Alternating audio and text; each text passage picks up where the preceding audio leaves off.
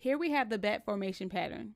I want you to take a minimum of 5 minutes and just pause this video and look at this bat formation pattern.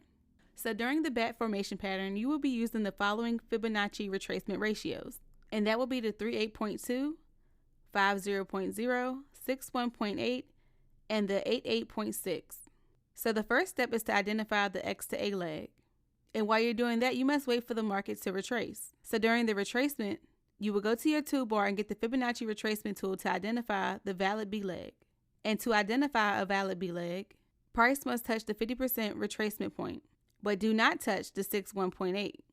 If price touches 6.18, it's going to be considered invalid. If price never touches the 6.18 during the B leg, it is considered valid.